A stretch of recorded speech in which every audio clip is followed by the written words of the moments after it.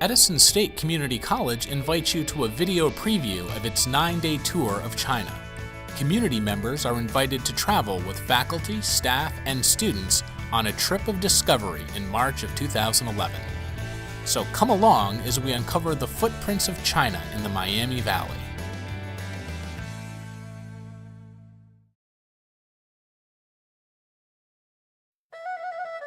Edison State Community College is traveling again, and this time it's to China for a 9-day tour in mid-March of 2011. Community members are invited to join the tour as we travel to Shanghai, Beijing, and Xi'an. Edison travel abroad destinations since 2004 have been to Spain, Italy, and Ireland, and have included children as young as 9, accompanied by their parents, and senior adults age 80. Ever thought you'd like to view the artifacts of this ancient civilization, or try some authentic Mongolian chicken or Mandarin pork? And to work off some of those calories, what about a lesson in Tai Chi? Taking a nap to the melodies of Chinese composers will prepare you for a night on the town, or city in this case. And you might want to know something about Chinese clothing and the meaning of colors in China, often different from American sensibilities. Edison professor Dr. Robert Agnew teaches his class about the Tang Dynasty, which was in power from 618 to 907 and considered a high point in Chinese civilization. Think powerful armies, the Silk Road, and lasting cultural influences. The Tang Dynasty in ancient China, which roughly the years 1618 to 1907, helped to define the culture of China.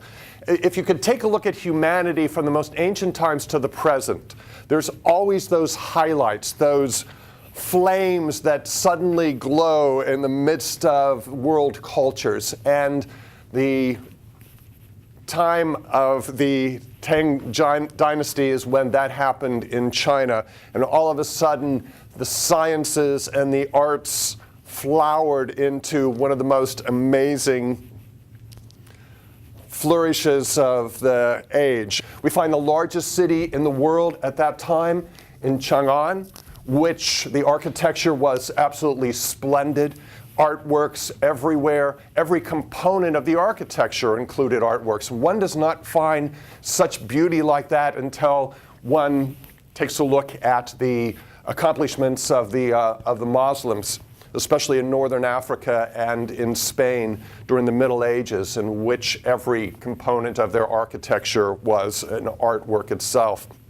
In terms of painting, landscape paintings and the use of ink created paintings that have that otherworld effect to them.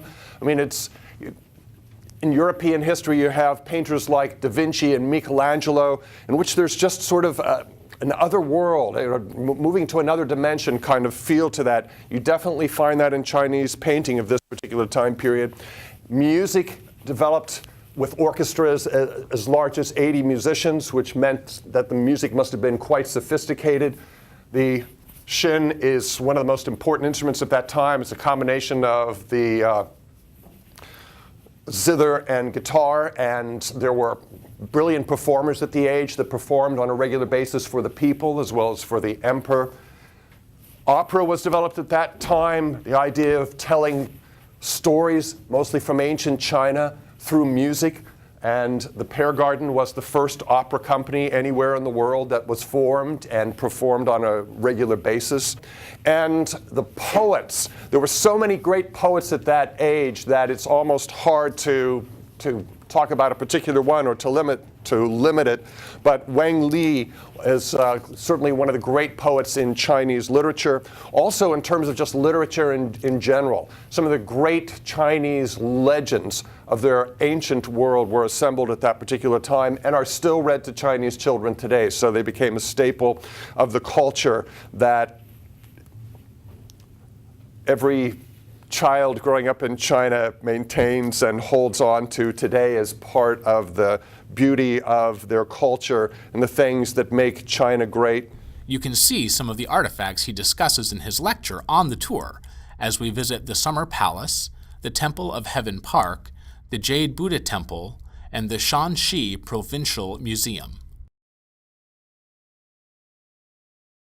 Next, we take you to China East on Ash Street in Piqua, where chef Wen Chongxiang and his staff share Chinese dishes with Edison engineering faculty Zhenhai Yang and guests at the restaurant. Today's menu includes the following: Mongolian chicken, Mandarin pork, Hunan beef, Szechuan beef, Kung Pao scallops and shrimp, chop suey, egg drop soup, and wonton soup.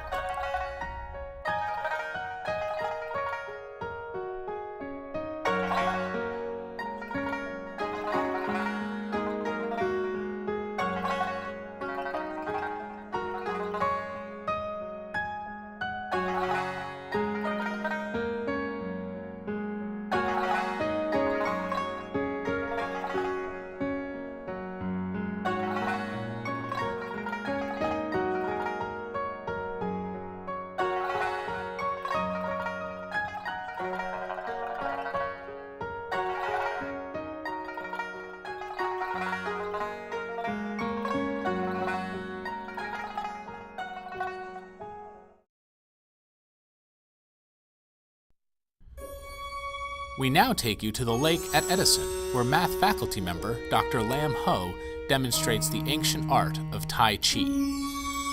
Tai Chi is a ritual set of movements in which the body is positioned to achieve flexibility and strength, as well as to bring calm to the practitioner. We will have a lesson in Tai Chi on day 3 of the tour.